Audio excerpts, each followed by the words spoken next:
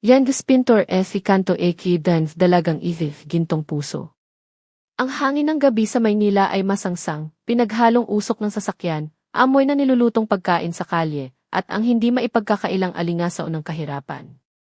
Para kay Maria Clara Santos, o Iklara, sa kanyang mga kaibihan, ang bawat paghinga ay paalala ng mga responsibilidad na nakaatang sa kanyang mga balikat. Sa edad na 21, siya ay estudyante sa umaga sa isang pampublikong unibersidad, call center agent sa gabi, at tagapag-alaga sa kanyang nakababatang kapatid na si Elia, na may malubhang sakit sa bato at nangangailangan ng regular na dialysis. Pauwi na si Clara mula sa kanyang night shift, pagod ang katawan at isip, ngunit pilit niyang pinapasigla ang sarili. Kailangan niyang maging malakas para kay Elia. Dala ang isang maliit na supot ng pandesal na natira sa kanyang hapunan, napadaan siya sa isang madilim na eskinita malapit sa kanilang inuupahang apartment sa Sampalo. Dito, sa ilalim ng nag-iisang poste ng ilaw na andap-andap, madalas niyang nakikita ang isang lalaki. Hindi ito pulubi, bagamat ang suot nito ay halos luma na rin at gusgusin. Palagi itong may hawak na lapis at papel, o kaya iuling, at abala sa pagguhit sa anumang malinis na espasyo na kanyang makita. Lumang dyaryo, karton, minsan pa nga sa pader gamit ang kapirasong uling. Palagi siyang nakayuko, tila ba nahihiyang mag-angat ng tingin. Ngunit sa mga bihirang pagkakataon na nagtatama ang kanilang mga mata, nakikita ni Clara ang kakaibang kislap doon, isang kislap ng talino, ng lungkot at marahil ng pag-asa. Tinatawag niya itong ang pintor sa kanto sa kanyang isipan.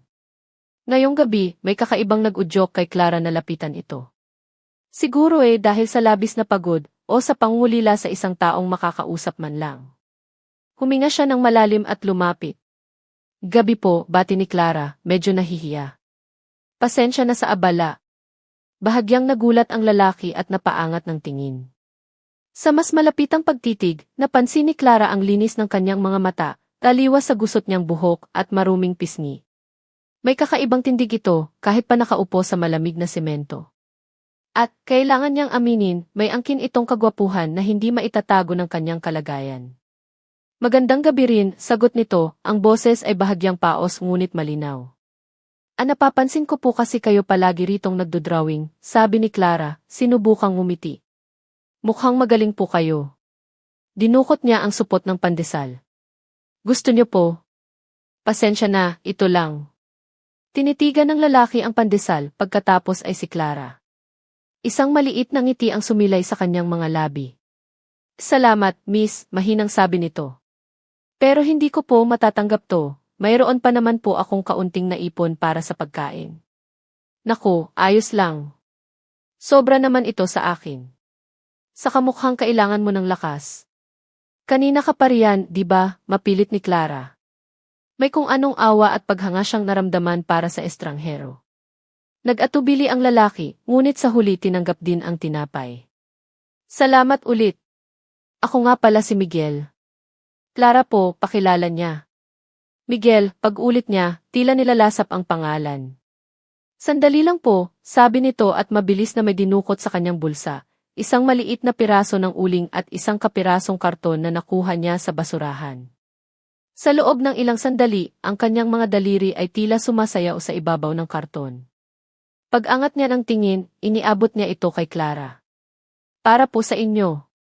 Kapalit ng kabutihan ninyo.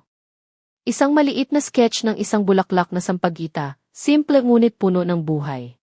Namangha si Clara sa detalye. Wow! Ang ganda! Salamat, Miguel. Clara! Ano ba yan? Nakikipag-usap ka na naman sa kung sino-sinong hampas lupa riyan? Ang matinis na boses ni Katrina, ang kanyang kasama sa apartment, ang pumutol sa kanilang pag-uusap. Si Katrina ay kabaligtaran ni Clara, laging nakaayos, mamahalin ang damit, kahit pautang, at mataas ang tingin sa sarili. Lumapit si Katrina, nakataas ang kilay habang tinitingnan si Miguel mula ulo hanggang paa na may pandidiri. Alam mo, girl, baka mamaya modus yan. Maganda ka pa naman, baka ma-charming ka lang niyang mga ganyan para makapanghutot. Naramdaman ni Clara ang pamumula ng kanyang pisngi. Hindi naman, Trina. Nagmagandang loob lang. Ipinakita niya ang sketch. Tingnan mo, binigyan niya ako nito. Pinagtawanan lang ni Katrina ang drawing. Hay naku, Clara. Ang dali mo talagang mauto. Sige na, pumasok na tayo. Baka mahawa pa tayo ng kung ano riyan. Hinila niya si Clara papasok ng kanilang building. Lumingon si Clara kay Miguel na nakayuko na ulit, hawak ang pandesal. Pasensya na po ulit, pahabol niya. Umiti lang ito ng tipid. Sa loob ng kanilang maliit na kwarto, hindi maalis sa isip ni Clara si Miguel at ang ginuhit nitong sampag-ita. May kung anong misteryo at lungkot sa mga mata nito na umantig sa kanya. Huwag mo nang isipin yun, Clara, sabi ni Katrina habang naglalagay ng night cream. Maraming ganyan sa lansangan. Kung lahat sila tutulungan mo, baka ikaw pa ang mamulubi. Pero iba siya, Trina. Mukha siyang mabait. Lahat sila mukhang mabait sa una. Survival of the fittest, te. Kalimutan mo na yun. Nga pala, yung renta natin, malapit na namang madue. Nakapagtabi ka na ba? Alam mo naman, si Aling Nena, strikta yun. Napabuntong hininga si Clara. Nga pala, ang renta. At ang gamot ni Elia. Ang tuition fee niya. Ang lahat ng bayarin. Mayroon na akong konti. Kukulangin pa nga, pero gagawan ko ng paraan. Hay, naku. Sabi ko naman kasi sayo, humanap ka na lang ng mayamang foreigner. O kaya, yung boss nating si Tan sa call center, type ka nun. Isang kembot mo lang, baka sagot na niya lahat ng problema mo, suhestyon ni Katrina, na may kasamang kindat. Umiling si Clara. Hindi ko kaya yung mga ganyang paraan, Trina. Magtatrabaho na lang ako ng maayos. Bahala ka. Basta ako, I'm keeping the options open. Sayang ang ganda, no?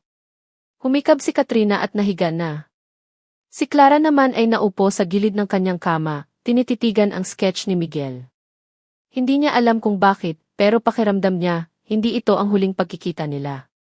Kinabukasan, pagkatapos ng klase at bago pumasok sa trabaho, sinadya ni Clara na dumaan ulit sa eskinita. Naroon nga si Miguel, abala na naman sa pagguhit sa isang lumang resibo. May dala siyang maliit na baon, kanin at adobong manok na tira nila ni Elia kagabi. Miguel, tawag niya. Muli, nag-angat ito ng tingin, at sa pagkakataong ito, isang maliit na ngiti ang agad na sumilay sa mga labi nito nang makita siya. Clara! Napadaan ka. Ah! May dala akong pagkain. Para sa'yo, sabi niya, iniabot ang baunan. Masarap yan, luto ko. Tinitigan ni Miguel ang pagkain, pagkatapos ay si Clara. Hindi ka ba napapagod, Clara? Sa pagtulong sa akin? Hindi naman. Masaya akong may natutulungan kahit sa maliit na paraan. Umupo si Clara sa isang malinis na bahagi ng semento, hindi alintana ang alikabok. Kumain ka na. Mukhang gutom ka na. Habang kumakain si Miguel, tahimik lang siyang pinagmamasdan ni Clara. Napansin niya ang pino nitong pagkilos, ang paraan ng paghawak nito sa kutsara at tinidor, na improvised mula sa kapirasong plastik, na tila sanay sa mas maayos na pamumuhay. Saan ka natutulog? Biglang tanong ni Clara. Natigilan si Miguel. Kung saan-saan lang. Sa ilalim ng tulay sa mga abandonadong gusali. Kung saan hindi masyadong mapapansin.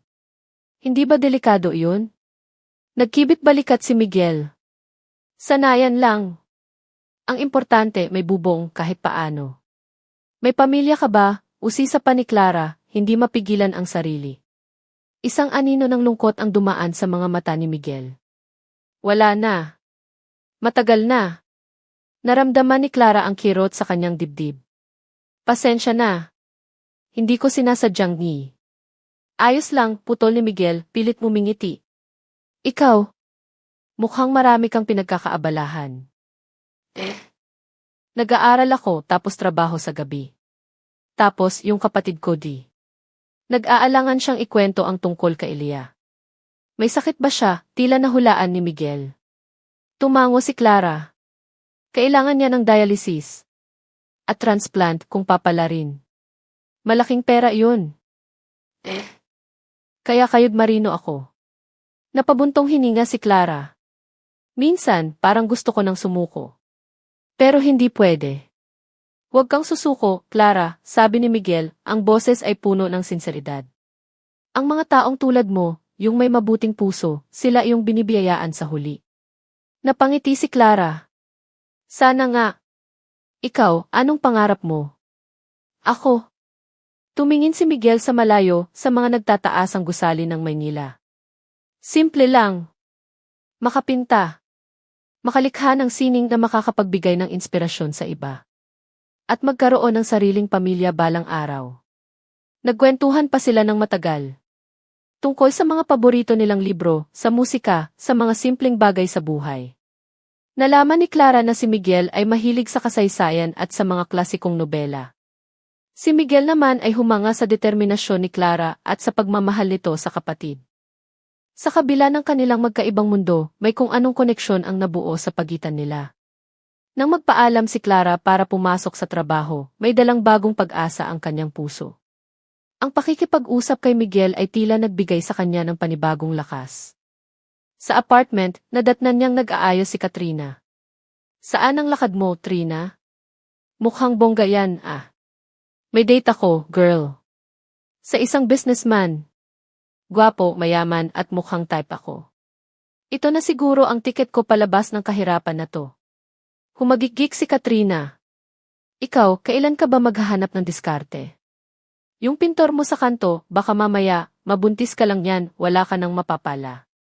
Hindi naman ganoon si Miguel, Trina. At wala kaming ginagawang masama. Asus! Maniwala ako sa'yo. Basta ako, aangat ang buhay ko. Hintayin mo lang.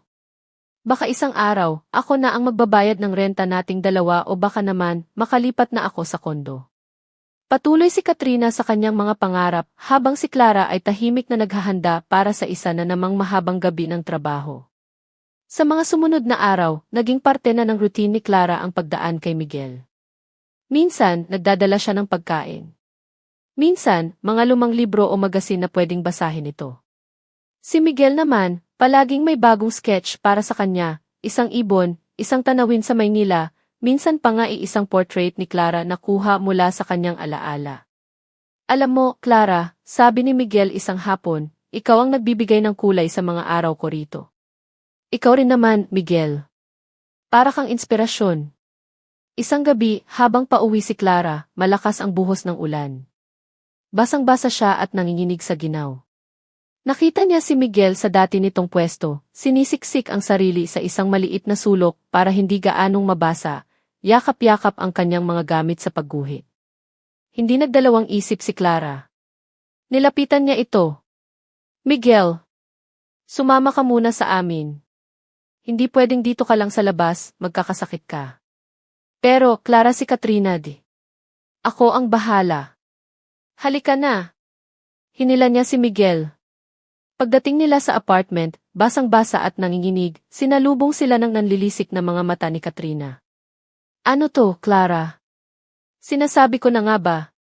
Tinuluyan mo na talaga ang pagiging Mother Teresa mo sa hampas lupang iyan, sigaw ni Katrina, nandidiri habang tinitingnan si Miguel. Hindi ka ba nahihiya? Dinadala mo ang basura sa pamamahay ko? Trina, parang awa mo na, pakiusap ni Clara, ang boses ay nanginginig sa ginaw at kaba. Malakas ang ulan. Magkakasakit siya kung pababayaan natin sa labas. Kahit ngayong gabi lang. Ngayong gabi lang. Lara, umayos ka nga. Yang kwarto natin, kasya lang sa ating dalawa. Saan mo siya patutulugin? Sa kandungan mo. Sarkastiko ang tono ni Katrina. At isa pa, wala tayong perang pampakain sa dagdag na bibig. Yung renta nga natin, kulang pa ang naiabot mo sa akin para kay Aling Nena. Namutla si Clara. Nga, ang renta. Ang perang dapat sana iibibigay niya kay Katrina ay naibigay niya kay Miguel noong isang araw para may pambili ito ng gamot ng dapuan ito ng lagnat. Isang desisyon na pinagsisihan niya ngayon, hindi dahil sa pagtulong, kundi dahil sa problemang idudulot nito. Pasensya na, Trina. Nagipit lang talaga ako. Babayaran kita agad, pangako. Pangako? Puro ka pangako, Clara. Kung hindi lang ako naaawa sa kapatid mo, matagal na kitang pinalayas dito. Dumagundong ang boses ni Katrina. Tumingin siya kay Miguel. At ikaw? Lumayas ka dito. Hindi ito charity institution. Si Miguel, na kanina patahimik at nakayuko, ay nag-angat ng tingin. Pasensya na po sa abala. Aalis na lang po ako. Huwag, pigil ni Clara, hinawakan ang braso ni Miguel. Humarap siya kay Katrina, may determinasyon sa kanyang mga mata. Trina, responsibilidad ko siya. Ako ang nagdala sa kanya rito.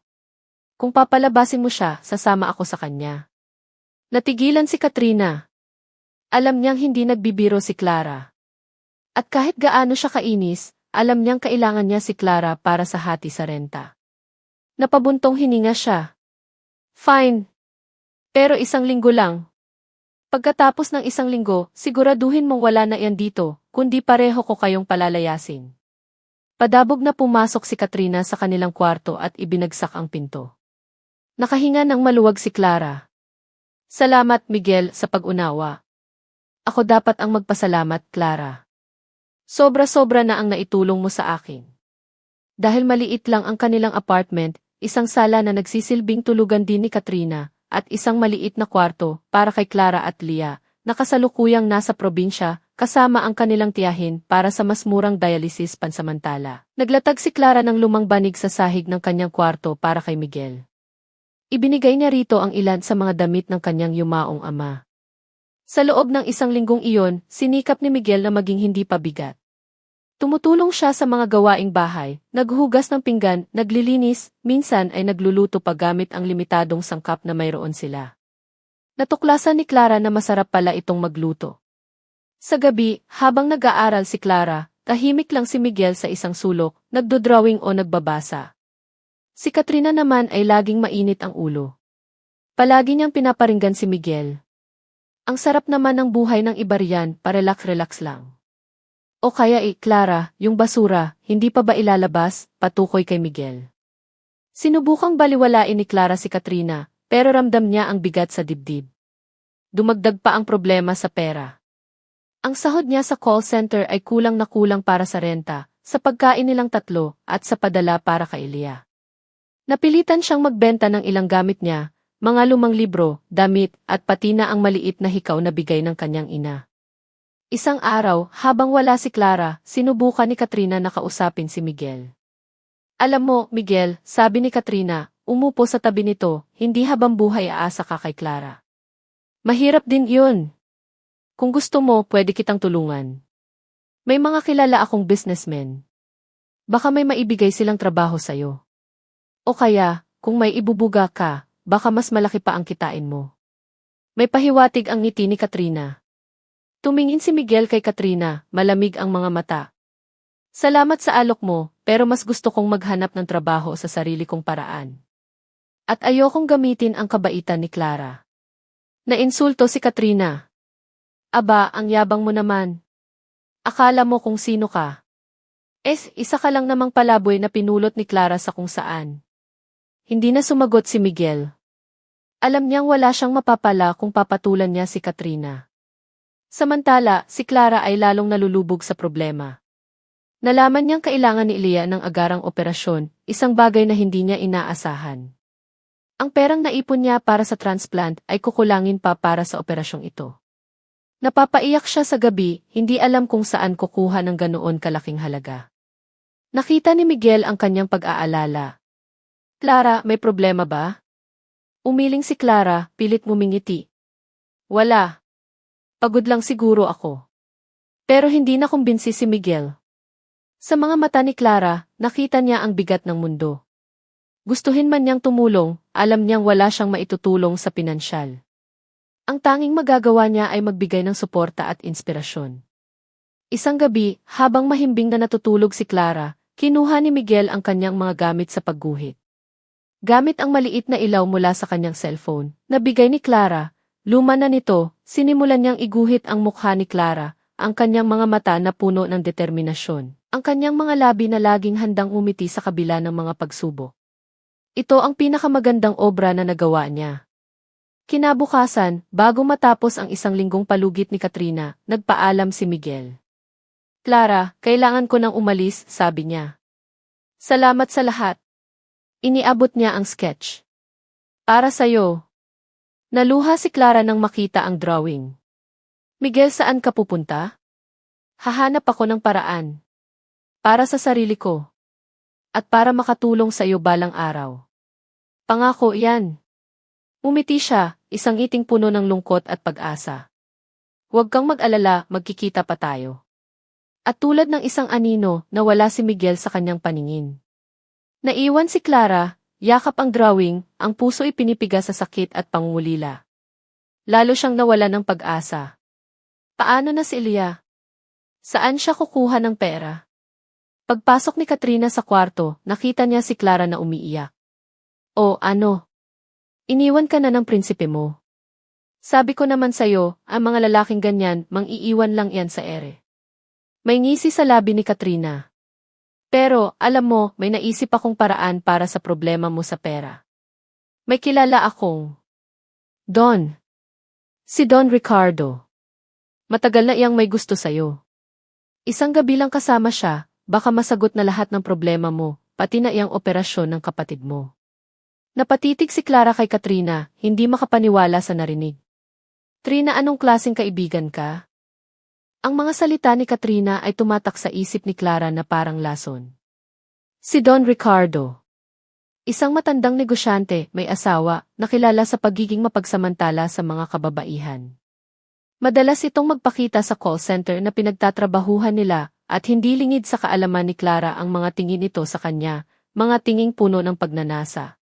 Nasusuklam siya sa ideya, ngunit ang mukha ni Elia na nahihirapan ang pumipilit sa kanya. Hindi ko kaya, Trina, mahinang sabi ni Clara, ang luha ay patuloy sa pag-agos. Arte mo pa, Clara, singhal ni Katrina. Ito na ang pagkakataon mo. Isipin mo si Elia. Gusto mo bang mamatay yun dahil lang sa pride mo? Si Don Ricardo, mabait naman yun kung makukuha niya ang gusto niya. Isang malaking halaga ang kaya niyang ibigay. Sapat na para sa operasyon at baka may matira pa para sa transplant. Sa mga sumunod na araw, lalong lumala ang kalagayan ni Elia. Tumawag ang tiyahin nila, umiiyak. Kailangan na raw operahan si Elia sa lalong madaling panahon. Wala nang oras si Clara. Sa bawat paghinga, naririnig niya ang mga salita ni Katrina, ang alok ni Don Ricardo.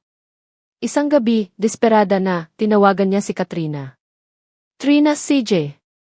Kausapin mo si Don Ricardo. May ngiting tagumpay sa mga labi ni Katrina. Good decision, girl. Ako na ang bahala. Kinabukasan, sinundo si Clara ng isang mamahaling kotse. Dinala siya sa isang pribadong restaurant, sa isang silid na nakareserba para sa kanila. Naroon si Don Ricardo, nakangiti, ang mga matay kumikislap sa pagnanasa. Clara, hija. Sa wakas, pumayag ka ring makipag-dinner sa akin, bati nito, hinawakan ang kanyang kamay at hinalikan. Nandidiri si Clara, ngunit pinilit niyang umiti. Habang kumakain sila, puro papuri ang sinasabi ni Don Ricardo. Tungkol sa kanyang ganda, sa kanyang kabaitan. Si Clara ay tango lang ng tango, ang isip ay lumilipad kay Elia. Narinig ko ang tungkol sa kapatid mo, sabi ni Don Ricardo, seryoso na ang tono. Handa akong tumulong. Magkano ba ang kailangan mo? Sinabi ni Clara ang halaga. Hindi kumurap si Don Ricardo. Maliit na bagay, sabi nito. Pero, alam mo naman, lahat ng bagay ay may kapalit. Tinitigan niya si Clara ng makahulugan. Gusto kitang makasama, Clara. Hindi lang ngayong gabi. Gusto kong maging inspirasyon mo. At ikaw ang magiging inspirasyon ko. Naramdaman ni Clara ang pagbilis ng tibok ng kanyang puso. Ito na ayun. Ang kapalit ng buhay ng kapatid niya. Mag-iisip po muna ako, sabi ni Clara, nanginginig. CJ, bibigyan kita ng panahon. Pero huwag masyadong matagal, hija. Baka mahuli ang lahat. Iniabot nito sa kanya ang isang sobre. Pang down payment. Para maniwala kang seryoso ako. Pag-uwi ni Clara, binuksan niya ang sobre. Isang malaking halaga ng pera. Sapat na para sa paunang bayad sa ospital. Umiyak siya ng umiyak. Ang pera na hawak niya ay parang apoy na pumapaso sa kanyang kamay. Kinabukasan, nagpunta siya sa isang maliit na kapilya. Nagdasal siya ng taimtim. Panginoon, tulungan niyo po ako. Bigyan niyo po ako ng liwanag. Paglabas niya ng kapilya, may nakita siyang isang anunsyo na nakapaskil, Art Exhibit for Cause, featuring new and upcoming artists. Proceeds will go to children with kidney disease.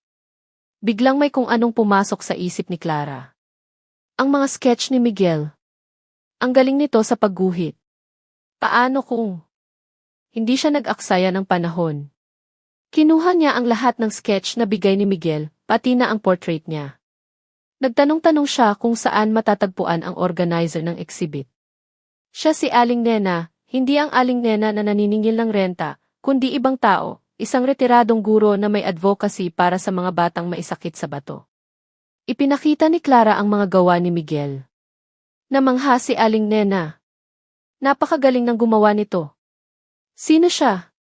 Isang kaibigan ko po, si Miguel. Naghahanap po siya ng paraan para makatulong. Nag-imbento si Clara ng kwento, sinabing si Miguel ay nahihiyang lumantad. Pwede po kayang isama ang mga gawa niya sa exhibit. Naman. Tamang-tama, may isang slot pa kaming bakante. Kailan ko siya pwedeng makausap? Ako na lang po muna ang kakausap sa kanya. Medyo mahiyain po kasi siya. Pumayag si Aling Nena. Nagbigay siya ng petsa para sa exhibit. 2 linggo mula ngayon. Dali-daling umuwi si Clara, ang puso ay puno ng bagong pag-asa. Ngunit may isang problema, nasaan si Miguel? Paano niya ito hahanapin? Nagpunta siya sa eskinita kung saan sila unang nagkita. Nagtanong-tanong siya sa mga tindera sa paligid. Walang nakakaalam kung nasaan si Miguel. Halos mawalan na siya ng pag-asa nang may maalala siya. Ang sabi ni Miguel, madalas itong tumambay sa mga abandonadong gusali. May isang lumang sinihan malapit sa kanilang lugar na matagal ng abandonado. Sinubukan niyang puntahan iyon. Madilim at maalikabok sa loob ng lumang sinihan.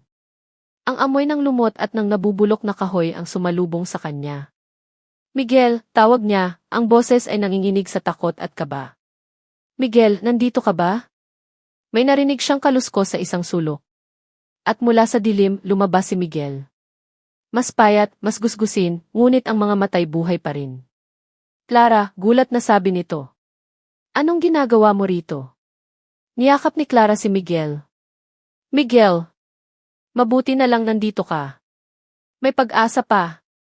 Ikinuwento niya ang tungkol sa exhibit. Ang mga mata ni Miguel ay nagningning. Talaga, Clara? At kailangan natin ng marami pang gawa mo. Kaya mo ba? Para sa'yo, Clara, at para sa mga batang matutulungan natin, kakayanin ko. Sa mga sumunod na araw, naging abala sila. Naghanap si Clara ng mga murang art supplies, papel, uling, pintura na abot kaya. Si Miguel naman ay walang tigil sa pagguhit at pagpinta. Ang lumang sinihan ang naging studio nila. Si Clara ang nagsilbing inspirasyon, modelo at tagahanga ni Miguel. Habang nagpipinta si Miguel, nagkukwentuhan sila, nagtatawanan. Nakalimutan nila pansamantala ang kanilang mga problema. Ang mahalaga, magkasama sila. Samantala, si Katrina ay laging nagtatanong tungkol kay Don Ricardo. Ano na, Clara? Nagdesisyon ka na ba? Baka mainip yun. Malapit na, Trina. Bigyan mo pa ako ng kaunting panahon. Ang perang bigay ni Don Ricardo ay itinabi ni Clara. Nangako siya sa sarili na ibabalik niya iyon. Hindi niya isusuko ang kanyang dignidad. Dumating ang araw ng exhibit. Ang mga gawa ni Miguel ay nakadisplay ng maganda. Maraming tao ang humanga sa kanyang talento. May mga bumili ng kanyang mga obra. Ang portrait ni Clara ang pinakamahal na nabenta. Sa pagtatapos ng araw, isang malaking halaga ang nalikom. Sapat na para sa operasyon ni Elia at may matitira pa. Niyakap ni Clara si Miguel, umiiyak sa tuwa. Salamat, Miguel.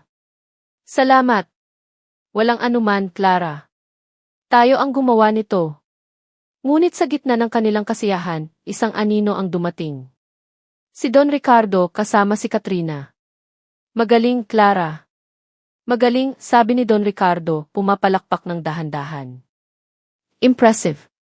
Pero akala mo ba makakatakas ka sa akin? Tumingin siya kay Miguel. At sino naman itong kasama mo? Ang bago mong inspirasyon. Ang ngiti ni Katrina ay puno ng panunuya. Sabi ko na nga ba, may tinatago kang alas, Clara. Pero hanggang kailan yan? Ang pagdating ni Don Ricardo at Katrina ay nagdala ng tensyon sa masayang pagtitipon. Agad na lumapit si Aling Nena, ang organizer ng exhibit. Don Ricardo, isang karangalan po kayong makita rito, bati ni Aling Nena, walang kamalay-malay sa namumuong gulo. At ikaw din, Katrina. Napakaganda ng kinalabasan ng exhibit, hindi ba?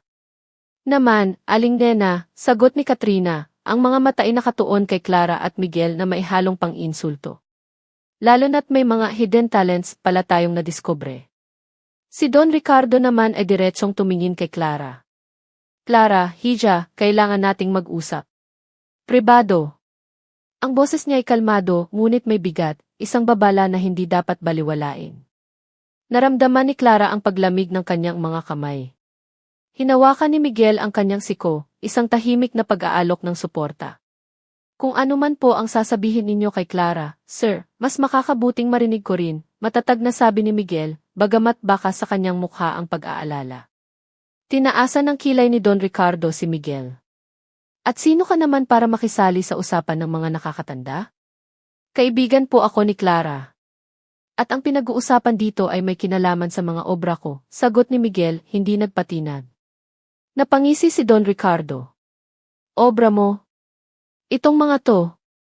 Itinuro niya ang mga painting. Akala ko ba ayaw mong magpakilala? Nahihiya ka raw, sabi ni Clara. Tumingin siya ulit kay Clara. Mukhang marami kang sikreto, Hija. Don Ricardo, nagsalita si Clara, pinipilit tatagan ang boses. Ang perang ibinigay ninyo narito po. Dinukot niya ang sobrang ibinigay nito at iniabot. Salamat po sa intensyon ninyong tumulong, pero hindi ko po matatanggap ang alok ninyo. Kinuha ni Don Ricardo ang sobre, tinitigan ito, pagkatapos ay tumawa ng malakas. Isang tawang nakakakilabot. Akala mo ba ganun lang kadali yun, Clara? Akala mo ba, pagkatapos mong tanggapin ang pera ko, tapos ay magpakasaya sa exhibit na ito, ay pwede mo na lang akong basta-basta talikuran? Hindi po ako nagpakasaya, giit ni Clara. Ang perang ito ay para sa operasyon ng kapatid ko. At ang perang nalikom sa exhibit na ito, yun po ang gagamitin namin. Malinis na pera. Malinis? Muling tumawa si Don Ricardo. Walang malinis na pera sa mundong ito, Clara. Lahat ay may kapalit. Lumapit siya kay Miguel. Ikaw, bata. Magkano ang binayad sa'yo ni Clara para magpanggap kang pintor niya? Nagulat si Miguel. Hindi po ako nagpapanggap. Ako po talaga ang gumawa ng mga yan. Talaga? Si Katrina ang sumabat, ang boses ay puno ng panunuya. Bakit noong isang linggo lang, para kang basang sisiw na nakatira sa apartment namin? Kung totoong pintor ka, bakit ka nagpapakahirap sa lansangan? Dito na hindi nakatiis si Aling Nena. Sandali lang. Ano bang nangyayari rito? Miguel, totoo ba ang sinasabi nila? Hindi ikaw ang pintor. Bumigat ang dibdib ni Miguel. Tumingin siya kay Clara, na ngayon ay puno ng pag-aalala ang mga mata. Huminga siya ng malalim. Oras na para sa katotohanan. Ako po si Miguel de Silva, panimula niya, ang boses ay malinaw at matatag. At ako po ang pintor ng lahat ng obra na nandito. May mga bulungan sa paligid. Ang pangalang de Silva ay kilala sa mundo ng sining at negosyo. De Silva, ulit ni Don Ricardo, bahagyang nanlaki ang mga mata. Kaano-ano mo si Don Emilio de Silva, ang may-ari ng de Silva Galleries? Ama ko po siya, simpleng sagot ni Miguel. Isang malakas na katahimikan ang bumalot sa lugar. Maging si Katrina ay natigilan, napanganga. Si Clara naman ay parang nabingi. Hindi siya makapaniwala sa narinig. Ang Miguel na kilala niya, ang pintor sa kanto, ang gusgusing estranghero na tinulungan niya ay anak ng isa sa pinakamayamang pamilya sa bansa. Kung gayon, basag ni Don Ricardo sa katahimikan, ang boses ay hindi na kasing angas kanina, bakit ka nagpapakahirap sa ganitong sitwasyon? Isang laro lang ba ito para sa inyong mga mayayaman? Hindi po ito laro, sabi ni Miguel, ang mga mata ay nakatuon kay Clara. Umalis po ako sa amin. Gusto kong makilala ang tunay na mundo, hindi ang mundong binabalot ng kayamanan at pagkukunwari. Gusto kong mahanap ang sarili ko, ang aking sining at ang mga totoong tao. Muli siyang tumingin kay Clara, at sa pagkakataong ito, puno ng pagsuyo ang kanyang mga mata. At natagpuan ko siya. Naramdaman ni Clara ang pamumula ng kanyang pisngi. Ang lahat ng tao ay nakatingin sa kanila. Kaya pala, sigaw ni Katrina na tila natauhan na. Kaya pala ang lakas ng loob mong tanggihan ang mga alok ko. Mayaman ka pala. At ikaw, Clara. Alam mo ba to? Pinagplanuhan niyo ba to para pagtawanan kami? Hindi, Trina. Wala akong alam, depensa ni Clara, nanginginig. Miguel, bakit hindi mo sinabi sa akin? May bahid ng sakit sa kanyang boses. Patawarin mo ako, Clara, sabi ni Miguel, lumapit sa kanya. Natakot ako. Natakot akong baka kung malaman mo ang totoo, magbago ang tingin mo sa akin. Gusto kong mahalin mo ako bilang si Miguel, ang pintor, hindi si Miguel de Silva, ang tagapagmana. Pero niloko mo pa rin ako, hindi mapigil ang sabi ni Clara, ang luhay na mumuo na sa kanyang mga mata. Pakiramdam niya ipinagtaksilan siya. Hindi ko intensyong lokohin ka, Clara. Maniwala ka sa akin. Tama na iyang drama ninyo, putol ni Don Ricardo, na tila nakuha na ulit ang kumpiyansa. Kahit pa anak ka ni Don Emilio, may utang pa rin sa akin si Clara. Ang perang ibinigay ko, may kasunduan yun. Walang kasunduan, Don Ricardo, matigas na sabi ni Clara. Hindi ako pumayag sa marumi ninyong alok. At ang pera ninyo, na isauli ko na. Pero ang kahihiyan na idinulot mo sa akin, giit ni Don Ricardo. Sa tingin mo ba, palalampasin ko yun? Don Ricardo, nagsalita si Miguel, humarang kay Clara. Kung may problema kayo kay Clara, sa akin ninyo idaan. At tungkol sa pera, kung yan lang ang habol ninyo. Dinukot ni Miguel ang kanyang wallet, isang mamahaling leather wallet na ngayon lang nakita ni Clara, at kumuha ng checkbook. Mabilis siyang nagsulat at iniabot ito kay Don Ricardo. Yan. Doblado pa yan sa down payment na sinasabi mo. Ngayon, pwede na ba kayong umalis at huwag nang guluhin si Clara?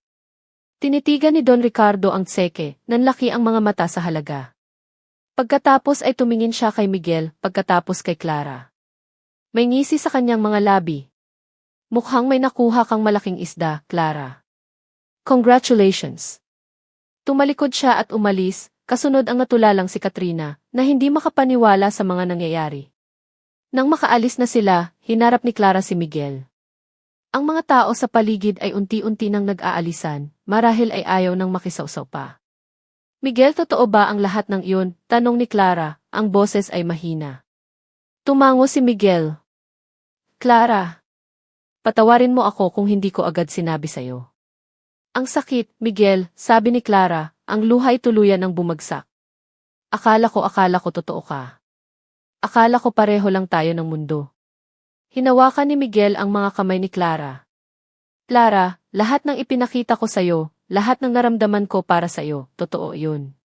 Ikaw ang nagbigay sa akin ng pag-asa. Ikaw ang nagturo sa akin kung ano ang tunay na kahulugan ng pagmamahal at sakripisyo. Mayaman ang pamilya ko. Pero hindi yun ang sukatan ng pagkatao ko. Si Miguel na pintor, si Miguel na minahal mo, yun ako, Clara. Tumingin si Clara sa mga mata ni Miguel. Nakita niya roon ang sinseridad, ang pagsisisi at higit sa lahat, ang pagmamahal. Kailangan ko ng panahon, Miguel, sabi niya. Masyadong marami ang nangyari. Tumango si Miguel, malungkot. Naiintindihan ko. Hihintayin kita, Clara. Kahit gaano katagal. Sa gabing iyon, hindi mapakali si Clara. Ang saya ng tagumpay para sa operasyon ni Ilia ay nahaluan ng pait ng katotohanang nalaman niya tungkol kay Miguel. Mahal niya si Miguel, sigurado siya roon. Pero kaya niya bang tanggapin ang mundong ginagalawan nito? Ang mundo ng mga De Silva? At kaya ba niyang patawarin ito sa hindi pagsasabi ng totoo? Ang sagot sa ngayon ay hindi niya alam. Lumipas ang ilang araw. Ang operasyon ni Ilia ay naging matagumpay. Labis ang pasasalamat ni Clara sa Diyos at sa lahat ng tumulong, lalo na kay Miguel, kahit pa maihidwaan sila. Ang perang nalikom sa exhibit, kasama na ang karagdagang tulong mula kay Aling Nena, na humanga sa katatagan ni Clara, ay sapat para sa lahat ng gastusin sa ospital at sa paunang gamutan ni Ilia. Si Miguel ay hindi na nagpakita o tumawag kay Clara, bilang pagrespeto sa hiling niyang bigyan siya ng panahon. Ngunit lingid sa kaalaman ni Clara, palihim itong nagbabantay sa ospital, tinitiyak na maayos ang kalagayan ni Ilia at hindi sila nagkukulang sa anumang pangangailangan. Nagpadala ito ng mga bulaklak at prutas nang hindi nagpapakilala. Si Katrina naman ay hindi na umuwi sa apartment. Pagkatapos ng eskandalo sa exhibit, tila nahiya na itong magpakita kay Clara. Nalaman na lang ni Clara mula sa ibang katrabaho na nag-resign na ito sa call center at umalis na ng Maynila, marahil ay naghahanap ng bagong oportunidad sa ibang lugar. Naiwan kay Clara ang responsibilidad sa buong renta ng apartment, ngunit sa tulong ng naipon mula sa exhibit, pansamantala niya itong nakayanan. Isang hapon, habang nagbabantay si Clara kay Elia na natutulog, pumasok si Aling Nena. "Clara, kumusta na si Elia?" tanong nito. "Mabuti na po, Aling Nena. Malakas na po siya kumain. Salamat po ulit sa lahat." "Walang anuman, Hija. Alam mo, may gustong kumausap sa'yo." May ngiti sa labi ni Aling Nena. Mula sa likuran ni Aling Nena, lumitaw si Don Emilio de Silva, ang ama ni Miguel. Isang matangkad at kagalang-galang na lalaki, may mga mata itong katulad ng kay Miguel, puno ng talino at kabaitan.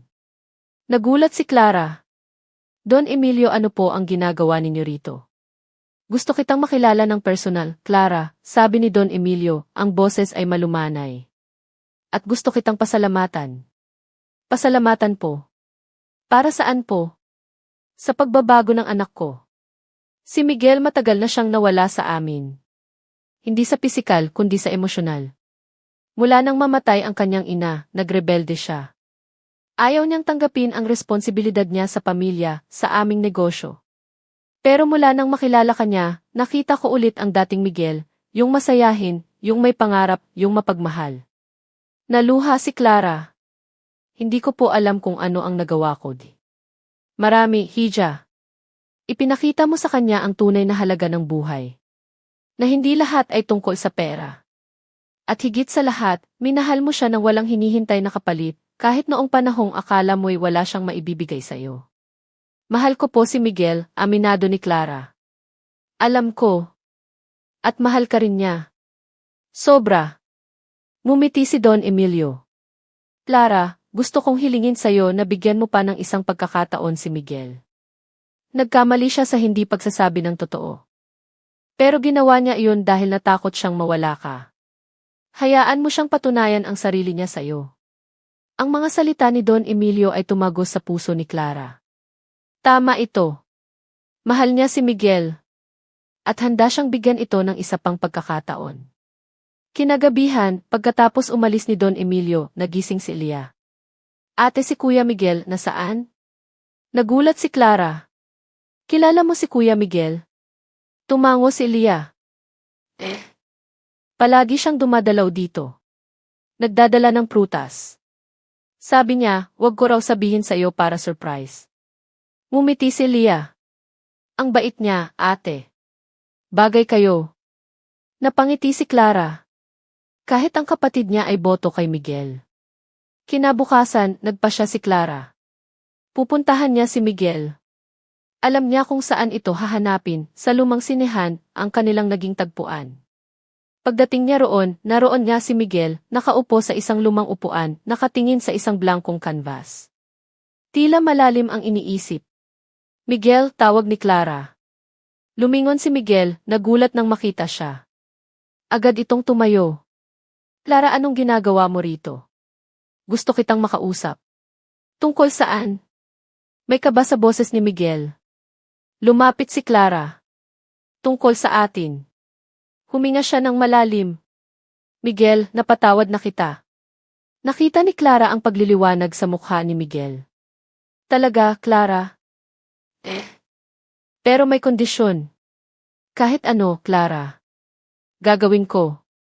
Una, wala nang lihiman. Kahit ano, sabihin mo sa akin. Pangalawa, huwag mong kalimutan kung saan ka nanggaling, hindi ang yaman ng pamilya mo, kundi ang mga aral na natutunan mo sa lansangan, ang mga taong tumulong sa iyo. At pangatlo, ngumiti si Clara. Ituloy mo ang pagpinta. Dahil yan ang tunay na Miguel na minahal ko." Niyakap ni Miguel si Clara ng mahigpit. "Pangako, Clara. Lahat yan gagawin ko." "Salamat. Salamat sa pangalawang pagkakataon." Hinalikan niya si Clara sa noo, pagkatapos ay sa mga labi, isang halik na puno ng pagmamahal, pasasalamat at pangako ng isang bagong simula. Sa mga sumunod na buwan, maraming nagbago. Si Miguel, sa tulong ng kanyang ama, ay nagtayo ng isang foundation para sa mga batang lansangan na may talento sa sining. Nagbibigay sila ng libreng art workshops at scholarships. Siya rin ang naging pangunahing benefactor ng ospital kung saan naoperahan si Elia. Si Clara naman ay nagpatuloy sa kanyang pag-aaral, pero hindi na siya nagtatrabaho sa call center. Si Miguel na ang sumuporta sa kanya, ngunit hindi sa paraang magiging dependent si Clara. Binigyan siya ni Miguel ng part-time job sa foundation, bilang tagapamahala ng mga programa para sa mga bata. Isang trabahong gusto ni Clara at nababagay sa kanyang puso. Sila ni Miguel ay lalong naging malapit. Natutunan nilang pagtagumpayan ang pagkakaiba ng kanilang mga mundo. Madalas pa rin silang bumisita sa lumang sinehan, ang kanilang espesyal na lugar. Doon, nagpipinta si Miguel at si Clara ang kanyang inspirasyon. Isang araw, habang nakaupo sila sa ilalim ng puno sa isang parke, may inabot si Miguel kay Clara. Isang maliit na kahon. Ano to? Tanong ni Clara. Buksan mo. Binuksan ni Clara ang kahon. Isang sing-sing. Simple ngunit elegante. May maliit na diamante sa gitna. Clara, sabi ni Miguel, hinawakan ang kanyang kamay. Sa lahat ng pagsubok na dinaanan natin, isa lang ang napatunayan ko. Ikaw ang buhay ko. Ikaw ang kulay ng mundo ko. Ikaw ang lahat sa akin. Lumuhod si Miguel. Maria Clara Santos, mahal na mahal kita. Will you marry me? Tumulo ang luha sa mga mata ni Clara, luha ng kaligayahan. Yes, Miguel. Yes, I will marry you.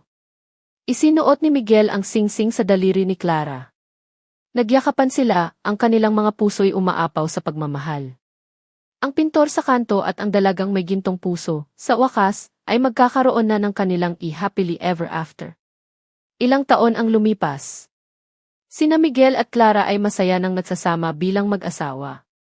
Nagkaroon sila ng 2 anak, isang lalaki na pinangalanan nilang Emilio V, at isang babae na pinangalanan nilang Esperanza, simbolo ng pag-asang hindi nawala sa kanila.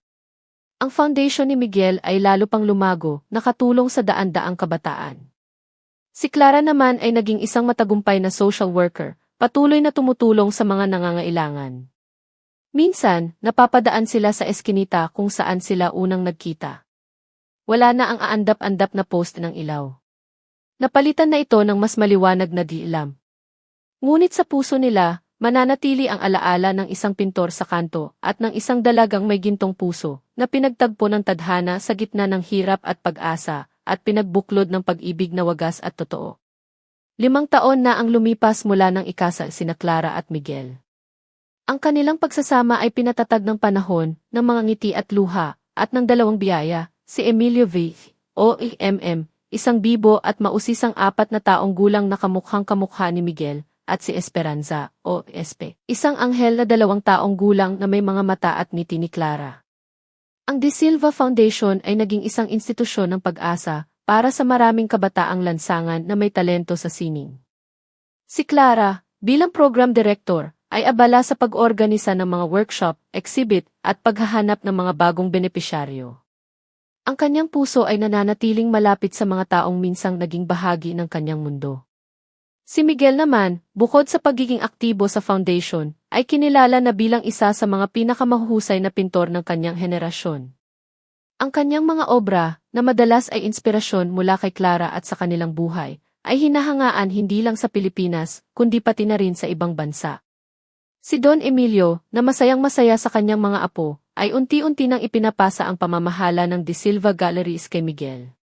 Si Elia, ang kapatid ni Clara, ay isa ng magandang dalaga. Nakatapos siya ng kolehiyo sa kursong Fine Arts, major in music, sa tulong ni Miguel at Clara. Kasalukuyan siyang nagtuturo ng musika sa foundation at kumakanta sa ilang piling events. Ang kanyang kalusugan ay tuluyan ng bumuti, at ang anino ng kanyang karamdaman ay isa na lamang malayong alaala. Isang umaga, habang nag-aalmusal ang pamilya De Silva sa kanilang malawak na hardin, napansin ni Clara ang tila malalim na iniisip ni Miguel. Mahal, may problema ba? Tanong ni Clara, hinawakan ang kamay ng asawa. Ngumiti si Miguel, ngunit hindi umabot sa kanyang mga mata. Wala naman, mahal. May ilang bagay lang akong inaasikaso sa galleries. Tungkol saan? Baka makatulong ako. Huwag mo nang alalahanin. Mga technicalities lang sa isang upcoming international exhibit. Medyo may mga hindi inaasahang aberya sa logistics. Pilit pinasigla ni Miguel ang boses. Ngunit kilala ni Clara si Miguel. Alam niyang mayroon itong hindi sinasabi. Sa mga nakalipas na linggo, napapansin niyang madalas itong balisa at ginagabi ng uwi. Ngunit pinili niyang huwag nang usisain pa, nagtitiwala sa asawa. Sa De Silva Galleries, ang technicalities na tinutukoy ni Miguel ay mas malalim pa. May mga kumakalat na chismis tungkol sa authenticity ng ilang art pieces na hawak ng kanilang gallery, mga chismis na tila planado at naglalayong sirain ang kanilang reputasyon. Ang pinakamasakit, may mga bulong-bulungan na si Miguel mismo ay sangkot sa pamimeke ng ilang obra para mapataas ang halaga nito.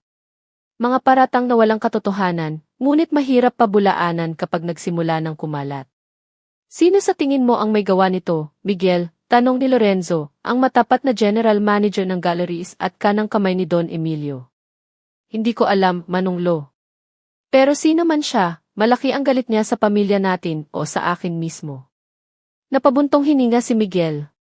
Ang pinakakakatakot niya ay ang epekto nito sa foundation. Kung masira ang pangalan ng De Silva, maaaring maapektuhan ang tiwala ng mga donor at sponsor ng foundation. Lingid sa kaalaman ni Miguel, sa isang marangyang opisina sa Makati, isang tao ang umingisi habang binabasa ang mga balita online tungkol sa De Silva Galleries. Si Don Ricardo. Hindi niya malilimutan ang pagkapahiya na idinulot sa kanya ni na Miguel at Clara 5 taon na ang nakakaraan. Ang perang ibinigay sa kanya ni Miguel ay insulto sa kanyang pagkatao.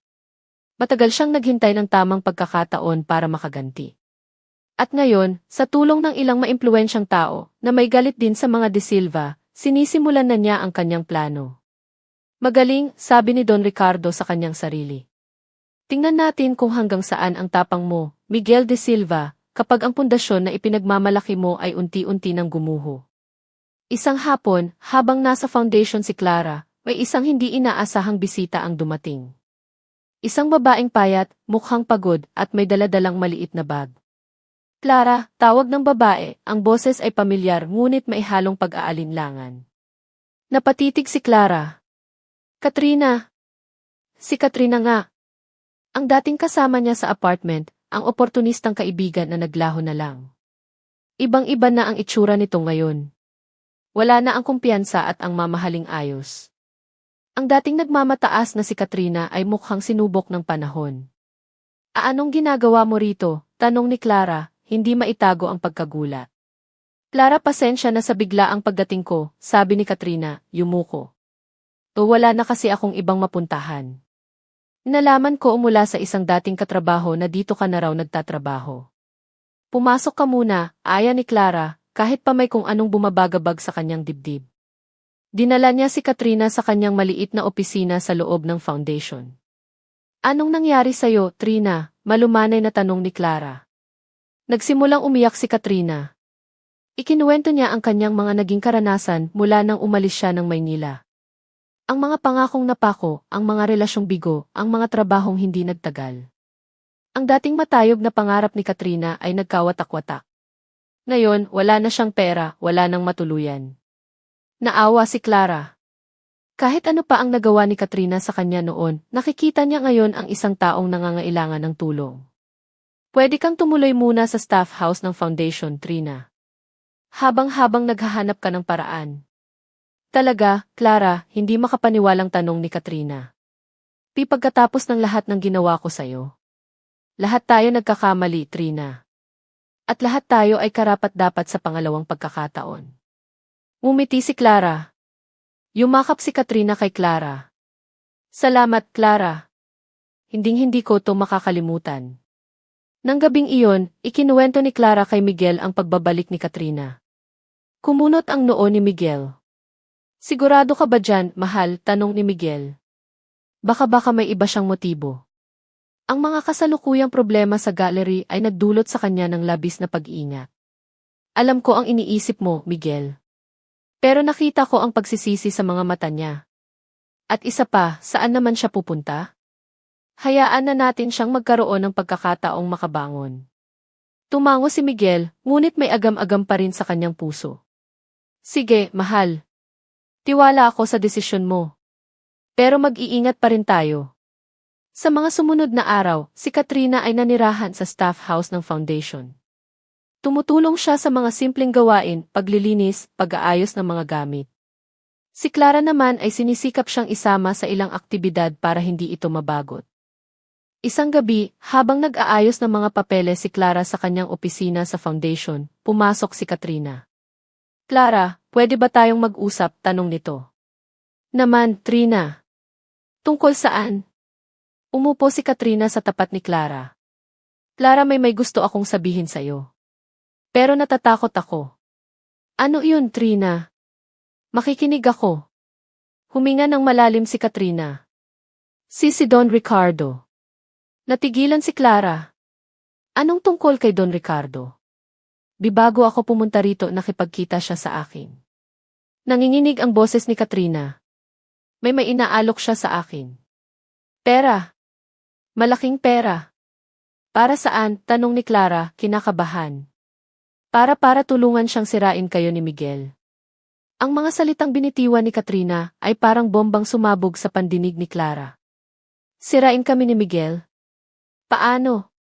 Nanginginig pa rin si Katrina habang nagpapatuloy. Gusto niyang gamitin ako para makakuha ng impormasyon tungkol sa foundation, sa mga personal na gawain ninyo, sa mga kahinaan ninyo. Gusto niyang palabasin na may anomalya sa foundation, na ginagamit lang ninyo ito para sa sarili ninyong interes. Napahawak si Clara sa kanyang dibdib. Hindi niya akalain na hahantong sa ganito ang galit ni Don Ricardo. At pumayag ka, tanong niya, ang boses ay halos hindi marinig. Umiling si Katrina, ang luhay nagsisimula ng tumulo. Hindi, Clara. Noong una natukso ako. Desperada na kasi ako. Pero hindi ko kaya. Hindi ko kayang gawin yun sa'yo pagkatapos ng lahat ng kabutihan mo sa akin. Kaya ka pumunta rito. Para bigyan ka ng babala. Clara, mag-ingat kayo. Si Don Ricardo galit na galit siya. Gagawin niya ang lahat para makaganti. Niyakap ni Clara si Katrina. Salamat, Trina.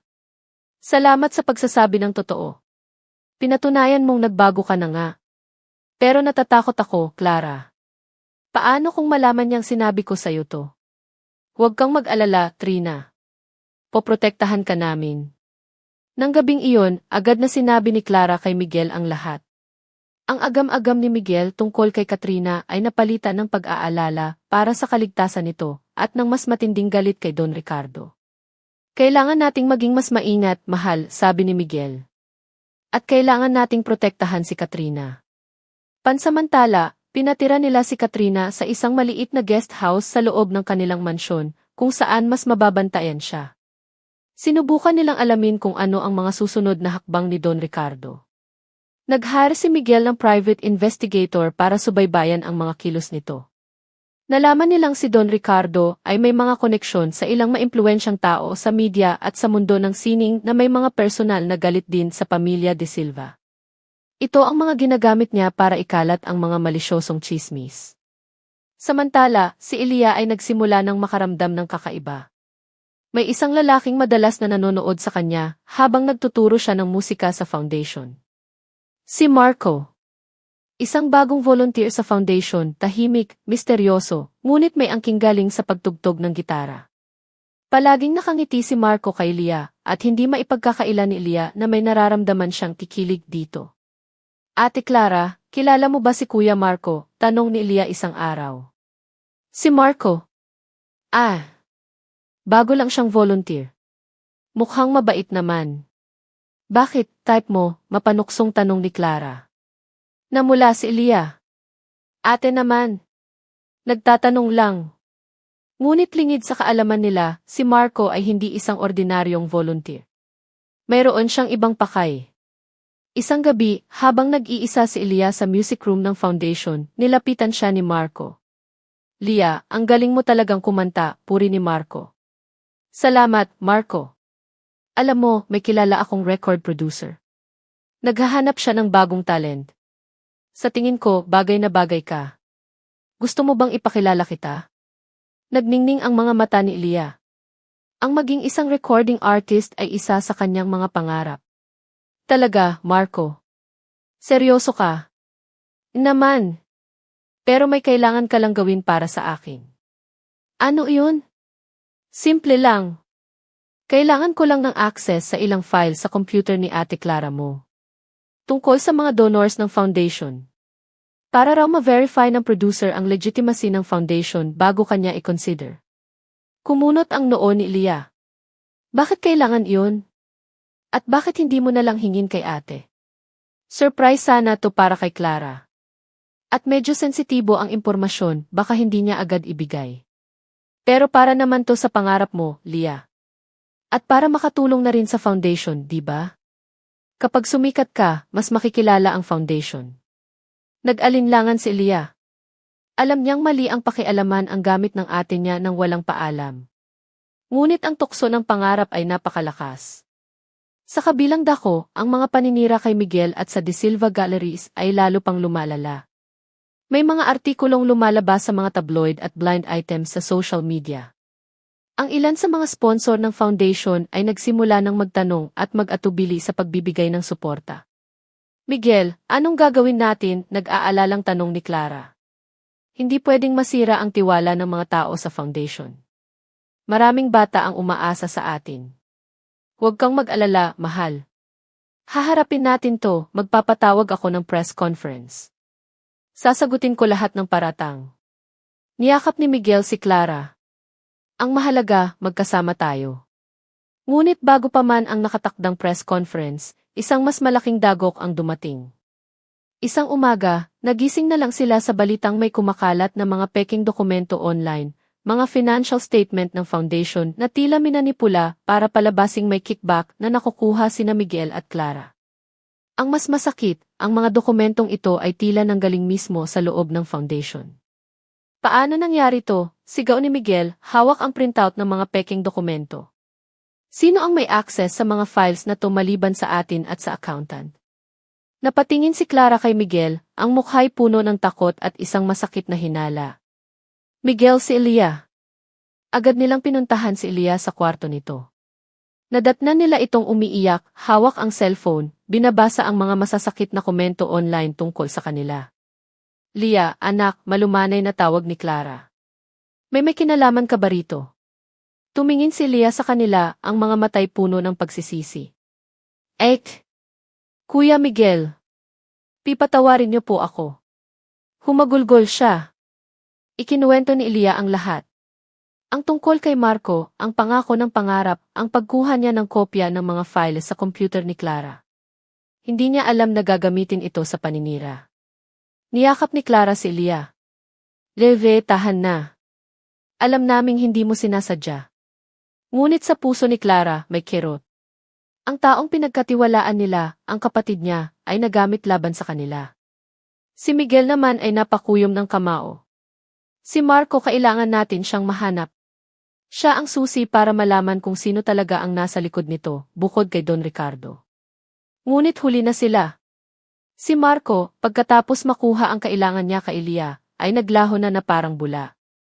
Walang record nito sa foundation, walang contact number, walang address. Isa siyang multo. Ang pamilya De Silva ay nasa gitna ng isang malaking krisis. Ang kanilang pangalan, ang kanilang pundasyon, ang kanilang kinabukasan ay nakataya.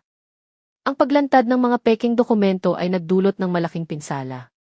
Ang press conference na ipinatawag ni Miguel ay naging isang mainit na pagtatanong mula sa media, na karamihan ay tila bayad na para idiin sila. Kahit anong paliwanag ang gawin ni Miguel, ang duda ay naitanim na. Ang De Silva Foundation, na dating simbolo ng pag-asa, ay nabahiran na ng kontrobersya. Maraming donor ang umatras. Ang mga benepisyaryo at kanilang mga pamilya ay nag-aalala. Si Clara ay labis na nasasaktan, hindi para sa sarili niya, kundi para sa mga batang umaasa sa foundation. Si Leah naman ay hindi mapatawad ang sarili. Nagkulong siya sa kwarto, ayaw kumain, ayaw makipag-usap. Kailangan nating kumilos, Miguel, sabi ni Clara isang gabi, ang boses ay pagod ngunit may determinasyon. Hindi tayo pwedeng magpatalo sa kanila. Kailangan nating patunayan na malinis ang konsensya natin. Alam ko, mahal. Pero paano? Ang mga dokumento mukhang pinag-aralan talaga para magmukhang totoo. At si Marco, wala tayong mahahanap na bakas niya. Sa gitna ng kanilang pag-uusap, tumawag si Katrina. Clara, Miguel, may narinig ako. Si Don Ricardo may binabalak siyang malaking event, isang charity ball daw, para sa mga tunay na nangangailangan, pero ang totoo, gagamitin niya iyon para lalo kayong idiin at ipromote ang sarili niya bilang bagong tagapagtaguyod ng sining at kawanggawa. Kailan yan? Tanong ni Miguel. Sa susunod na linggo. Nagkatinginan sina Miguel at Clara. Ito na marahil ang pagkakataon nila. Kailangan nating makapasok sa event na iyon, sabi ni Miguel. Kailangan nating makahanap ng ebidensya na si Don Ricardo ang may pakana ng lahat at kung sino si Marco. Ngunit paano? Siguradong mahigpit ang seguridad. At paano sila makakahanap ng ebidensya sa ganoong kaikling panahon? Dito pumasok si Don Emilio. Ako na ang bahala sa imbitasyon, sabi nito. Mayroon pa rin akong ilang kaibigan na tapat sa akin. At tungkol sa ebidensya baka may maitutulong ang lumang kaibigan ko sa ED. Sa tulong ni Don Emilio at ng kanyang mga koneksyon, nagsimula silang mag-imbestiga. Ang private investigator na kinuha ni Miguel ay nagdoble kayod. Si Katrina, sa kanyang kaalaman sa mga pasikot-sikot ng alta sosyedad, ay nagbigay ng ilang impormasyon tungkol sa mga posibleng kasabwat ni Don Ricardo.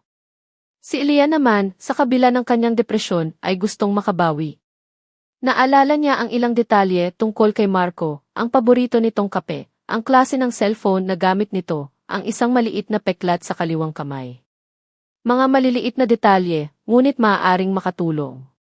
Ibinigay niya ang lahat ng impormasyong ito sa investigator. Araw ng charity ball ni Don Ricardo. Ang venue ay isang grand ballroom sa isang 5-star hotel. Puno ng mga kilalang personalidad, mga negosyante, politiko, artista. Lahat ay naroon para suportahan daw si Don Ricardo. Sina Miguel at Clara ay dumating, elegante sa kanilang kasuotan, ngunit may kaba sa kanilang mga dibdib. Agad silang sinalubong ng mapanuyang ngiti ni Don Ricardo. Miguel, Clara. Isang sorpresa kayong makita rito, sabi ni Don Ricardo. Akala ko ba ay abala kayo sa paglilinis ng inyong reputasyon? Nandito kami para suportahan ang iyong kawanggawa, Don Ricardo, sagot ni Miguel, pilit na ngumingiti. Habang nagaganap ang programa, sina Miguel at Clara, kasama ang ilang pinagkakatiwalaang tauhan ni Don Emilio, ay palihim na nagmamanman.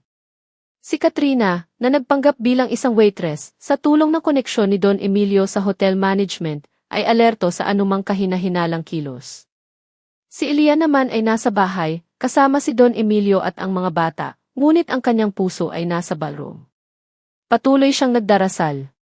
Sa kalagitnaan ng event, habang nagbibigay ng talumpati si Don Ricardo, tungkol sa kanyang ipagmamahal sa sining at sa mga kapuspalad, isang pamilyar na mukha ang namataan ni Katrina malapit sa backstage.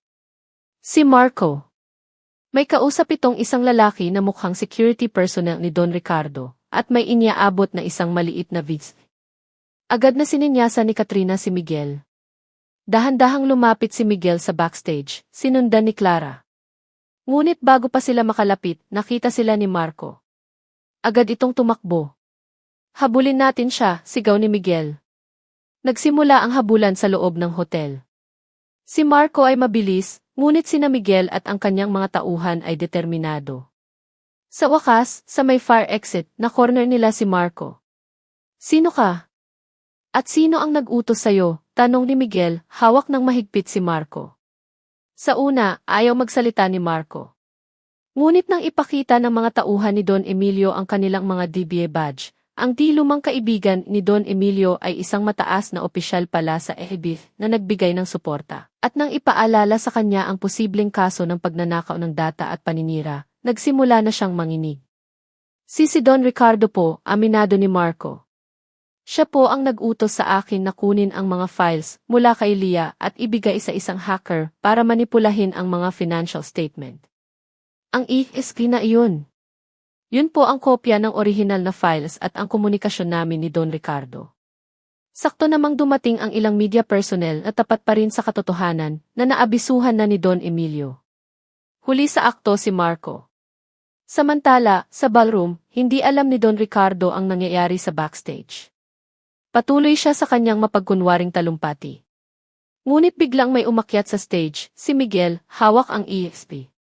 Don Ricardo, sabi ni Miguel, ang boses ay malakas at malinaw, umalinggaw sa buong ballroom. Tapos na ang palabas mo. Ipinakita ni Miguel sa malaking screen ang laman ng ESP, ang mga email at text messages sa pagitan ni Marco at Don Ricardo, ang mga utos nito, ang mga peking dokumento na ipinagawa.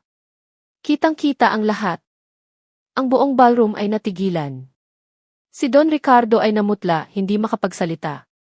Ang kanyang mga kasabwat ay nagsimula ng mag-alisan ng palihim. Ito ang katotohanan pagtatapos ni Miguel. Ang De Silva Foundation ay malinis. At ang taong nasa likod ng lahat ng paninira ay walang iba kundi ang taong nagpapanggap na tagapagtaguyod ng kawanggawa. Ang mga pulis, na alertado na rin, ay pumasok sa ballroom at inaresto si Don Ricardo. Ang kanyang charity ball ay naging venue ng kanyang sariling pagbagsak.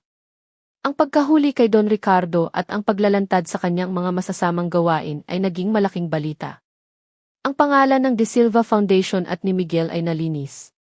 Ang tiwala ng publiko at ng mga donor ay unti-unting nanumbalik. Marami ang humanga sa katatagan ni Miguel at Clara. Si Marco ay nahaharap sa kaso, ngunit dahil sa kanyang kooperasyon, maaaring mapababa ang kanyang sentensya. Pinatawad na siya ni Elia, ngunit ang aral na natutunan nito ay mananatili sa kanya habang buhay. Si Katrina, sa kanyang naging papel sa paglutas ng kaso, ay binigyan ng bagong pagkakataon ni Clara at Miguel. Naging regular na empleyado siya sa foundation, tumutulong sa logistics at event organizing, isang trabahong mas nababagay sa kanya at nagbigay sa kanya ng dignidad. Si Elia, pagkatapos ng lahat ng nangyari, ay mas naging matatag. Nag-focus siya sa kanyang pagtuturo ng musika at sa pagtulong sa mga bata sa foundation. Ang pangarap niyang maging recording artist ay pansamantala niyang isinantabi, ngunit hindi kinalimutan. Alam niyang darating din ang tamang panahon para doon. Sa ngayon, masaya siyang maging inspirasyon sa iba sa pamamagitan ng kanyang musika. Ang pamilya De Silva ay mas naging matibay. Ang pagsubok na kanilang dinaanan ay lalong nagpatatag sa kanilang samahan.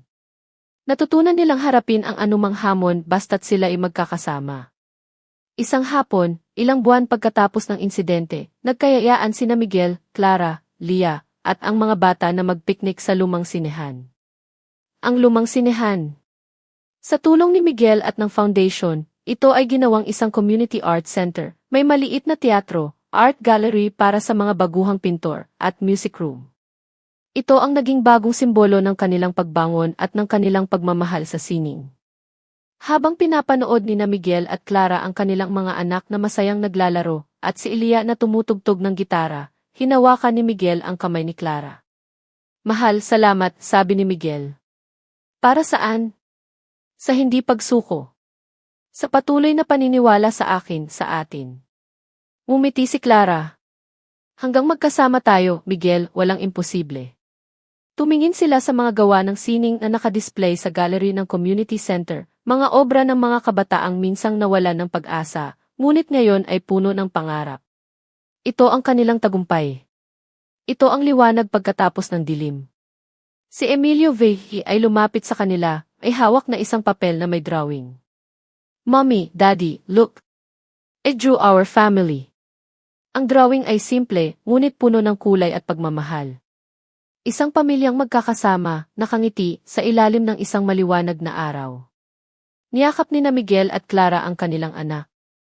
Ito ang kanilang pamilya. Isang pamilyang sinubok ng panahon, ngunit nanatiling buo at matatag, dahil sa pag-ibig na wagas at totoo.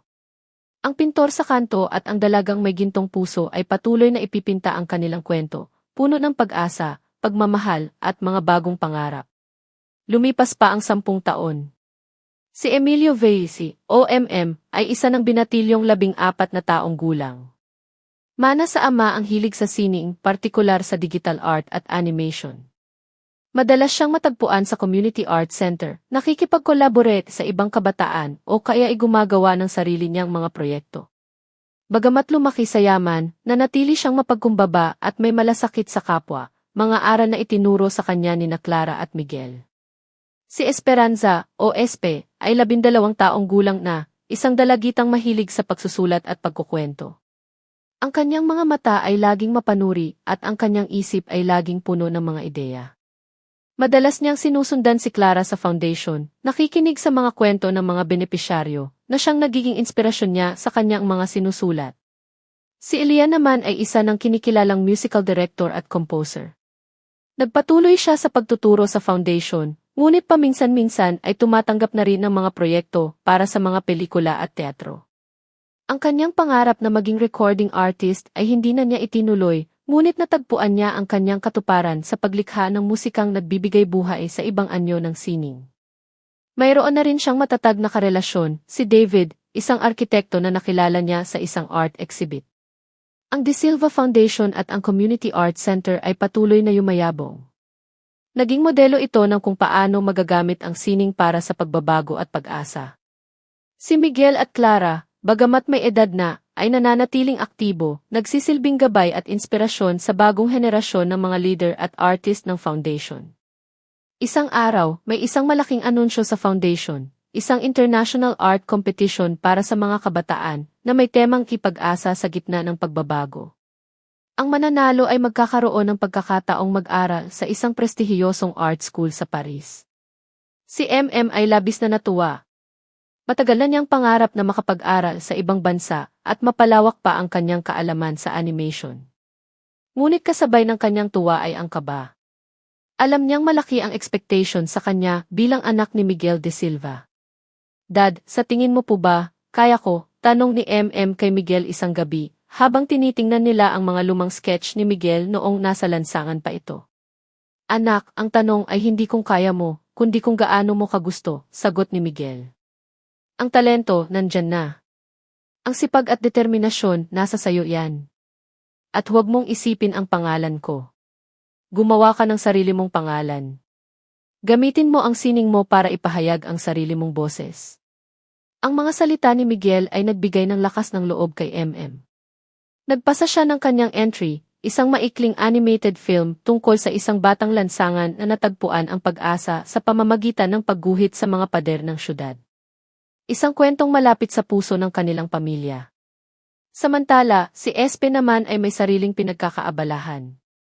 Palihim siyang nagsusulat ng isang nobela, isang fantasy adventure na may mga tauhang inspirasyon mula sa mga taong nakikilala niya sa foundation. Ang kanyang pangarap ay mailathala ito balang araw. Ngunit may isang lihim si Espe na hindi niya masabi sa kanyang mga magulang. Minsan, habang naghahalongkat siya ng mga lumang gamit sa bodega ng kanilang bahay, may natagpuan siyang isang lumang bowl. Sa loob nito ay mga sulat, mga litrato at isang diary. Diary ni Katrina. Binasa ni Espe ang diary. Nalaman niya ang buong kwento ni Katrina, ang mga pangarap nito, ang mga pagkakamali, ang pagsisisi, at ang muling pagbangon sa tulong ni Clara. May kung anong awa at pag-unawa ang naramdaman ni Espe para kay Katrina, na ngayon ay isa ng matalik na kaibigan ng kanyang ina at ninang pa niya. Isang araw, habang nag-uusap sina Espe at Katrina sa garden ng foundation, naglakas loob si Espe. Ninang Trina, nabasa ko po yung diary ninyo. Natigilan si Katrina. Ang alin, Espe? Yung tungkol po sa nakaraan ninyo. Kay Ninong Ricardo. Napabuntong hininga si Katrina. Akala ko na itapon ko na yun. Umupo siya sa tabi ni Espe. Huwag mo sanang isipin na masama akong tao, Espe. Nagkamali lang ako noon. Sobrang desperada. Naiintindihan ko po, Ninang. At humahanga po ako sa inyo. Kasi nagbago po kayo. Ngumiti si Katrina. Salamat kay mommy mo. Siya ang nagbigay sa akin ng pangalawang pagkakataon. Tumingin siya kay Espe. Alam mo, Espe, ang buhay ay parang nobela. May mga kabanatang masaya, may malungkot, may nakakakaba. Pero ang mahalaga, sa bawat kabanata, may natututunan tayo. At tayo ang may hawak ng panulat para sa mga susunod pang pahina. Ang mga salitang iyon ay tumatak sa isip ni Espe. Mas lalo siyang na-inspire na tapusin ang kanyang nobela. Dumating ang araw ng announcement ng mga nanalo sa art competition. Kinakabahan si MM. Ang buong pamilya de Silva, kasama si Elia at David, at si Katrina, ay naroon para suportahan siya. Nang tawagin ang pangalan ni bilang Grand Prize winner, hindi niya napigilan ang mapaluha. Niyakap niya ang kanyang mga magulang. Sabi ko sa'yo, anak, kaya mo, masayang sabi ni Miguel. Congratulations, We're so proud of you, sabi ni Clara, ang puso'y puno ng saya. Ang pagkapanalo ni ay hindi lang tagumpay niya, kundi tagumpay ng buong pamilya, at ng foundation na humubog sa kanya. Ito ay patunay na ang mga binhi ng sining at pag-asa na itinanim ni Miguel at Clara ay namumunga na sa bagong henerasyon. Ang pag-alis ni patungong Paris ay nagdulot ng halo-halong emosyon sa pamilya. May lungkot sa paglisan, ngunit may saya at excitement para sa bagong yugto ng kanyang buhay. Si Miguel at Clara, bagamat nalulungkot, ay masaya para sa pangarap ng anak. Madalas silang mag-video call, kinakamusta ang pag-aaral nito at ang buhay sa ibang bansa. Isang araw, habang naglilinis ng bodega si Clara, muli niyang nakita ang bowl na pinagkunan ni Espe ng diary ni Katrina. Sa ilalim ng mga lumang gamit, may natagpuan siyang isang pamilyar na bagay, isang maliit, kupas na sketch ng isang sampagita. Ang unang regalong bigay sa kanya ni Miguel noong nasa lansangan pa ito. Napangiti si Clara. Ang simpleng sketch na iyon ang naging simula ng lahat. Sa Paris, si ay hindi lang nag-aaral. Nagkaroon din siya ng pagkakataong makilala ang iba't ibang artist mula sa iba't ibang panig ng mundo. Isang araw, sa isang maliit na gallery sa Montmartre, may nakita siyang isang painting na pumukaw sa kanyang atensyon. Isang portrait ng isang babaeng Pilipina, may mapungay na mga mata at isang ngiting tila may itinatagong lungkot. May kung anong pamilyar sa estilo ng pagkakapinta. Excuse me, tanong ni sa may-ari ng gallery. Sino po ang pintor nito? Ah, yan ba, sabi ng may-ari, isang matandang Pranses. Isang misteryosong pintor. Ilang ang pirma niya. Minsan lang siyang magpakita rito para mag-iwan ng kanyang mga obra. Pero napakagaling, hindi ba? Tinitigan ni ang pirma. Parang pirma ng kanyang ama. Ngunit impossible. Bakit magpipinta ang kanyang ama sa Paris nang hindi nila alam? Samantala, sa Pilipinas, si Espe ay abala sa huling yugto ng kanyang nobela. Nagpapatulong siya kay Elia sa ilang bahagi na may kinalaman sa musika. Si Elia naman ay masayang-masaya dahil si David ay nag-propose na sa kanya. Malapit na ang kanilang kasal. Isang araw, habang nasa Community Art Center si Espe, may lumapit sa kanyang isang matandang lalaki. Payat ito, may balbas na puti at may dalang isang lumang sketchpad. Excuse me, Hija, sabi ng matanda. Ito ba ang De Silva Foundation? Opo. Ako po si Esperanza De Silva. Ano po ang maitutulong ko sa inyo? Umiti ang matanda. Ako si Mang Lando. Isa akong dating pintor. Narinig ko ang tungkol sa inyong foundation. Gusto ko sanang mag-donate ng aking mga lumang gamit sa pagpinta. Baka may makinabang pa. Naku, salamat po, sabi ni Espe. Halika po, ipakita ko sa inyo ang aming gallery. Habang naglilibot sila, napansin ni Espe ang paraan ng pagtingin ni Mang Lando sa mga painting. May lungkot at pangulila sa kanyang mga mata. Nang makita niya ang isang portrait ni Clara na ipininta ni Miguel noong mga unang taon nila, natigilan si Mang Lando. Kilala ko ang babaeng yan, mahinang sabi ni Mang Lando. Talaga po? Siya po si Mommy Clara ko. Tumingin si Mang Lando kay Espe, ang mga mata ng lalaki. Mommy mo? Ibig sabihin anak ka ni Miguel De Silva? Opo. Napaupo si Mang Lando. Hindi maaari. Bakit po, Mang Lando? Kilala niyo po ba si Daddy? Huminga ng malalim si Mang Lando. Hija, ako si Ricardo. Don Ricardo. Natigilan si Espe. Si Don Ricardo. Ang taong sumubok na sirain ang kanyang pamilya. Ngunit ang Don Ricardo na nasa harap niya ngayon ay ibang-iba. Mukhang mahina, pagod at puno ng pagsisisi. Ikinuwento ni Don Ricardo ang nangyari sa kanya pagkatapos makulong. Nawala ang lahat sa kanya, ang yaman, ang mga kaibigan, ang respeto ng tao. Nang makalaya siya, namuhay siyang mag-isa, puno ng galit at panghihinayang. Ngunit sa paglipas ng panahon, ang galit ay napalitan ng pagsisisi. Sinubukan niyang bumalik sa pagpipinta, ang kanyang dating hilig bago siya nalulong sa kapangyarihan at pera. Ngunit huli na ang lahat. Ang kanyang mga kamay ay nanginginig na at ang kanyang mga mata ay lumalabo na. Gusto ko sanang humingi ng tawad sa pamilya ninyo, lalo na sa mommy at daddy mo, sabi ni Don Ricardo, ang boses ay basag. Pero wala akong lakas ng loob. Siguro ito na lang ang paraan ko para makabawi. Ang mga gamit na ito sana makatulong sa mga bata. Hindi alam ni Espe ang sasabihin. Ang taong kinamumuhian niya noon dahil sa mga kwento, ay nasa harap niya ngayon, humihingi ng tawad. Nakita niya ang sinseridad sa mga mata nito. Nang malaman ni na Miguel at Clara ang tungkol dito, nagulat sila. Pinuntahan nila si Don Ricardo sa maliit na apartment na tinitirhan nito. Sa kabila ng lahat ng nagawa nito, nakita nila ang isang taong nagbago at nagsisisi. Pinatawad nila ito. Ang muling pagkikita na iyon ay nagbigay ng closure sa isang masakit na kabanata ng kanilang buhay. At nagbigay din ito ng bagong inspirasyon kay Espe para sa kanyang nobela. Sa Paris, patuloy na iniimbestigahan ni MM ang misteryosong pintor na N. Sa tulong ng ilang kaibigan, natuntun niya ang isang maliit na studio na inuupahan nito. Isang araw, naglakas loob siyang katukin ito. Ang nagbukas ng pinto ay isang lalaking kamukhang-kamukha ni Miguel, ngunit mas matanda ng ilang taon at may bakas ng lungkot sa mga mata. "Sino ka?" tanong ng lalaki. "Ako po si Emilio de Silva Viti, anak po ako ni Miguel de Silva."